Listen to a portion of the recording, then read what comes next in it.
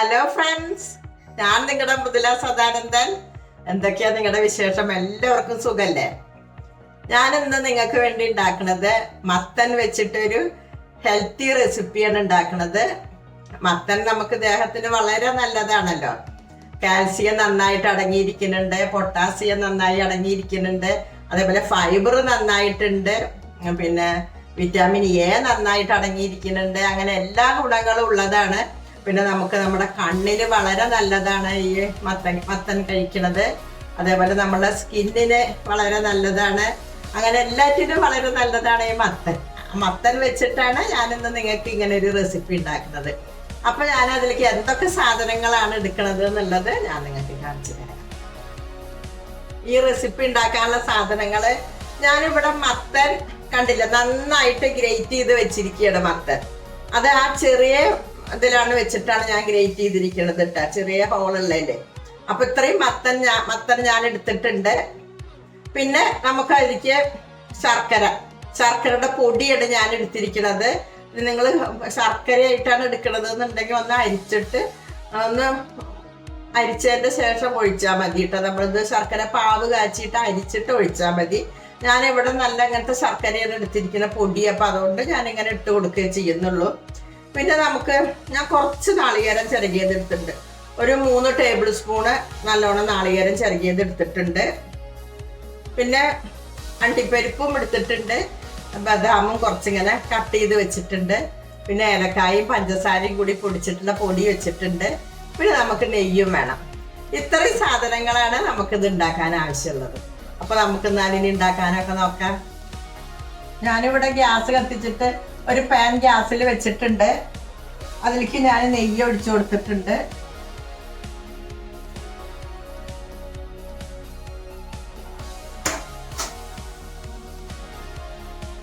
ഇനി നമുക്ക് ഈ നെയ്യിലേക്ക് ഈ മത്തൻ നമ്മളിങ്ങനെ ഗ്രേറ്റ് ചെയ്ത് വെച്ചിട്ടില്ലേ, അത് നമുക്ക് അവിടെ ഇട്ട് കൊടുക്കാം.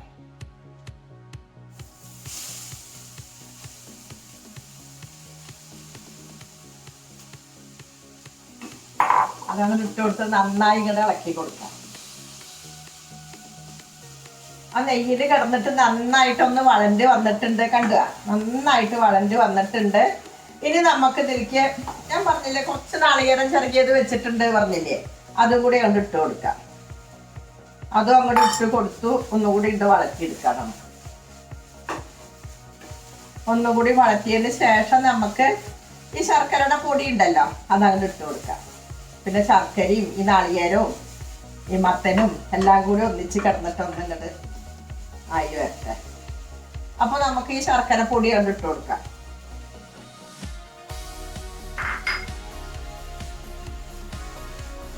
ഇതിപ്പോ നമ്മള് ശർക്കരയാണെന്നുണ്ടെങ്കിൽ ഉരുക്കിയിട്ട് ഒഴിക്കണം കേട്ടോ.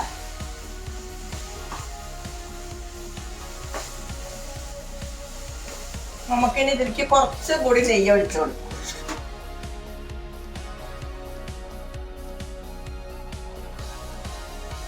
കുറച്ചും കൂടി നെയ്യ് ഒഴിച്ചു കൊടുത്തിട്ടുണ്ട്. ഞാൻ നെയ്യിൽ കിടന്നിട്ട് ഒന്നും കൂടി ഇങ്ങോട്ട് വളർന്നു വരട്ടെ.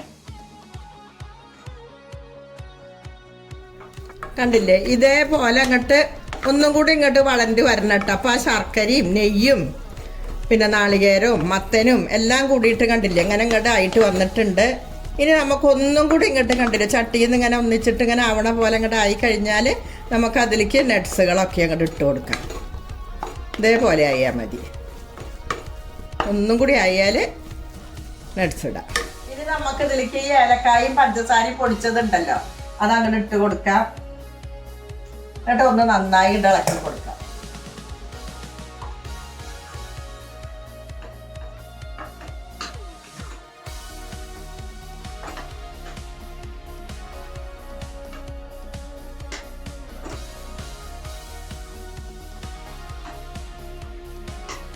ഇനി നമുക്ക് അതിലേക്ക് ഈ നട്ട്സും കൂടി അങ്ങ് ഇട്ട് കൊടുക്കാം.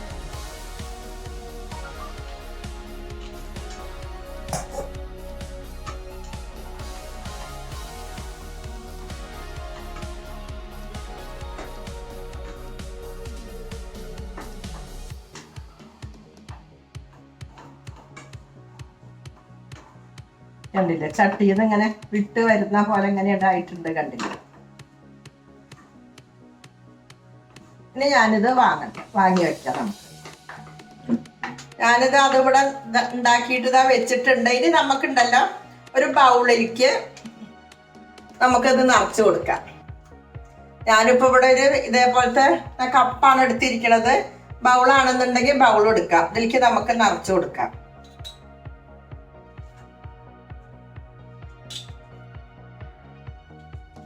ഇതേപോലെ കണ്ടോ?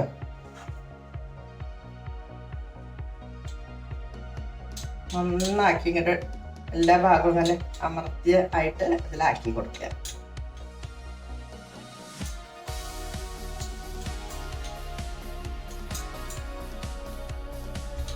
കണ്ടില്ലേ? അതേപോലെ നമുക്ക് ഇതിലൊക്കെ ആക്കി വെക്കാം.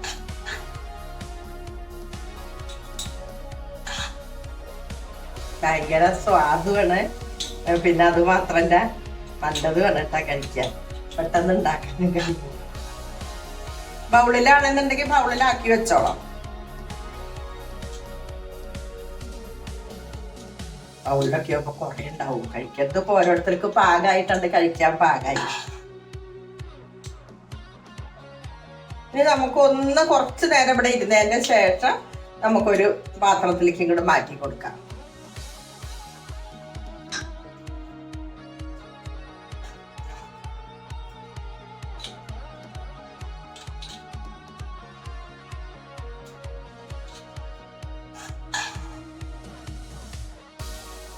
കണ്ടില്ലേ?